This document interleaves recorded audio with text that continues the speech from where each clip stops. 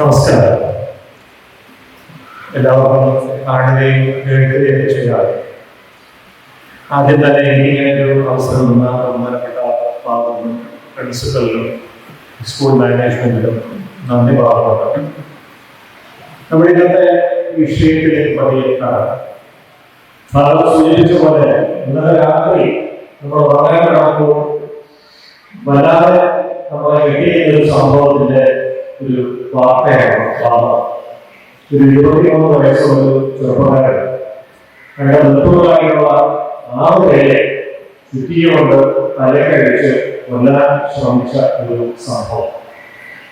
കഴിഞ്ഞ കുറച്ച് നാളുകളായിട്ട് നോക്കിക്കഴിഞ്ഞാൽ ഇത്തരത്തിലുള്ള ഒരുപാട് സംഭവങ്ങൾ നമ്മുടെ നാട്ടിൽ കൂടി വരുന്നുണ്ട്. അതിന്റെ കാരണങ്ങൾ എന്തൊക്കെയാണ് എന്നറിയാനും അതിന്റെ പരിഹാര മാർഗങ്ങൾ കണ്ടെത്താനുമൊക്കെയുള്ള ഒരു ശ്രമത്തിൽ എല്ലാവരും വ്യാപകരായിരിക്കുന്ന ഒരു പശ്ചാത്തലത്തിലാണ്, സാഹചര്യത്തിലാണ് ഇന്ന് ഇങ്ങനെ ഒരു സെഷൻ നമ്മൾ നടത്തുന്നത്. ഒരു മനുഷ്യന്റെ ആയുസ് എത്ര വർഷം വരെയാണ് സാധാരണ? What is the longevity of a normal human being? 80 ആണോ? 80, 70, 79, 77. കേരളത്തിലെ കണക്ക് നോക്കിയാൽ ഫീമെയിൽസ്, സ്ത്രീകൾ 77 ഇയേഴ്സ് വരെ, മെയിൽസ് 74 ഇയേഴ്സ് വരെ ജീവിച്ചിരിക്കുന്നതാണ്.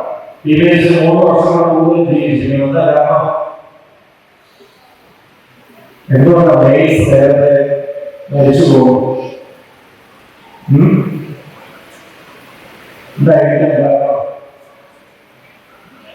ഈ പൊതുവെ പറയാറുണ്ട് മെയിൽസ് അവരുടെ കയ്യെഴുത്ത് കാരണമാണ് നേരത്തെ മരിച്ചു പോകുന്നതെന്നൊക്കെ പറയാറുണ്ട്. ചില പ്രത്യേക പദാർത്ഥങ്ങളൊക്കെ കൂടുതലായിട്ട് ഉപയോഗിക്കുന്ന മെയിൽസാണ് സ്ത്രീകളെക്കാൾ കൂടുതൽ, അല്ലേ?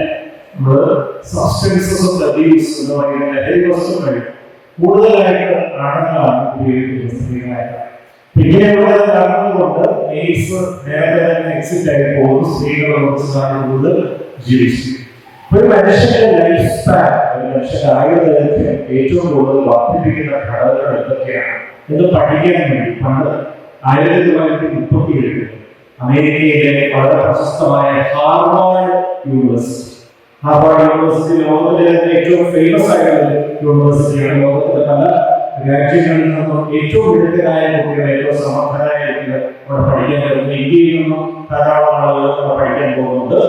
ഈ ഹാർവാർഡ് യൂണിവേഴ്സിറ്റിയിലെ ഒരു കൂട്ടം ഗവേഷകർ 1938 ഒരു പഠനം, ഈ പഠനം ഹാർവാർഡിൽ പഠിക്കാൻ വന്ന സ്റ്റുഡൻസ് അവരുടെ ഓരോരുത്തരുടെയും ബാല്യം, കൗമാരം, മാതാപിതാക്കളുമായിട്ടുള്ള ബന്ധം, സുഹൃത്തുക്കളുമായിട്ടുള്ള ബന്ധം, അവരുടെ ജീവിതത്തിലുണ്ടായിട്ടുള്ള ഓരോ ചെറിയ സംഭവങ്ങളും ഇതൊക്കെ വിശദമായിട്ട് വിലയിരുത്തി ആ യൂണിവേഴ്സിറ്റി അവരെ കഴിഞ്ഞ അത്രയും നാൾ എന്തൊക്കെ സംഭവിച്ചു അവരുടെ ജീവിതത്തിൽ എന്നുള്ളത് സൂക്ഷ്മമായിട്ട് നിരീക്ഷിച്ചു.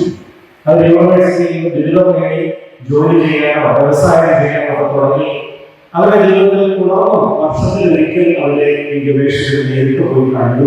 അവരുടെ ജീവിതത്തിലുള്ള കാര്യങ്ങൾ വിലയിരുത്തി മരണം വരെ അവരുടെ ജീവിതത്തിൽ എന്തൊക്കെ സംഭവിക്കുന്നു എന്ന് വിശദമായിട്ട് കാണിച്ചു. ഈ പഠനമാണ് ലോകത്തിൽ ഇന്ന് മനുഷ്യ വികസനത്തെ കുറിച്ച് നടന്നിട്ടുള്ള ഏറ്റവും ദൈർഘ്യമേറിയ പഠനം, അല്ലെങ്കിൽ ഏറ്റവും കൂടുതൽ ആളുകൾ പങ്കെടുക്കണം. Largest and longest study on human development എന്നാണ് ഈ ഒരു പഠനത്തിന്റെ ശീർഷകം. ഹാർവാർഡ് ഹ്യൂമൻ ഡെവലപ്മെന്റ് സ്റ്റഡി എന്നാണ് ഈ പഠനത്തിന്റെ പേര്. ഈ ഹാർവാർഡ് സ്റ്റഡി 2 പ്രധാനപ്പെട്ട ഇൻഫർമേഷൻസ് നമുക്ക് തരുന്നത് which all students should be aware of.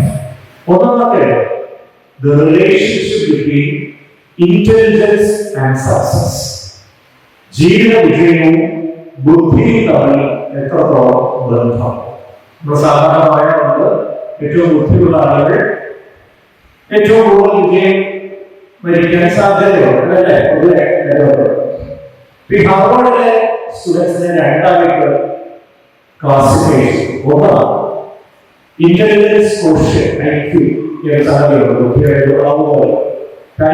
140 മുകളിലുള്ള സൂപ്പർ ഇന്റലിജന്റ് ആയിട്ടുള്ള ഒരു കൂട്ടം കുട്ടികൾ. IQ between 100 and 110, 100 110 IQ average intelligence. ഇവർ രണ്ടുപേരെയും കമ്പയർ ഇവരുടെ ജീവിതത്തിൽ ആരാണ് കൂടുതൽ ഫിനാൻഷ്യൽ സെക്യൂർ ആണ്, കൂടുതൽ സാമ്പത്തികമായ ഭദ്രത കൈവരിക്കാൻ സാധ്യതയുള്ളതാണ് ഒരു പഠനം. പൊതുവെ നമ്മളെല്ലാം നേരിടുന്ന 140 മുകളിൽ ഐക്യമുള്ള സൂപ്പർ വിദ്യാലയ ആളുകളായിരിക്കാം കൂടുതൽ സാമ്പത്തിക നേട്ടം കൈവരിക്കുന്നതാണ് പൊതുവെ നമ്മൾ വെച്ചിരിക്കുന്നത്. പക്ഷേ ഈ പഠനത്തിന്റെ റിസൾട്ട് അങ്ങനെയായിരിക്കും. 100-110 വരെ ഐക്യമുള്ള ആവറേജ് ഇന്റലിജൻസ് ആളുകൾ പ്രതിവർഷം $150,000 കൂടുതൽ ഈ 140 ഐക്യമുള്ള ആളുകളെല്ലാം കൂടുതലായിട്ട് earn ചെയ്യും. പലരും കൺഫ്യൂസ്ഡ് എങ്ങനെയാണ് ഇങ്ങനെ സാധിക്കുന്നത്. പിന്നീടാണ് കാര്യങ്ങൾ വ്യക്തമാണ്. കാരണം 140 മുകളിൽ ഐക്യമുള്ള വ്യക്തി എഴുതുന്ന എല്ലാ പരീക്ഷയും 1ാം റാങ്കിൽ പാസ്സാവും. അദ്ദേഹം കോളേജിലെത്തി പഠിച്ചു, അവിടെ ഏറ്റവും നന്നായിട്ട് പഠിച്ചു. ഒരു ക്യാമ്പസ് പ്ലേസ്മെന്റ് വഴി ഏതെങ്കിലും ഒരു വലിയ സ്ഥാപനത്തിൽ അദ്ദേഹം ജോലി നേടിയെടുക്കും.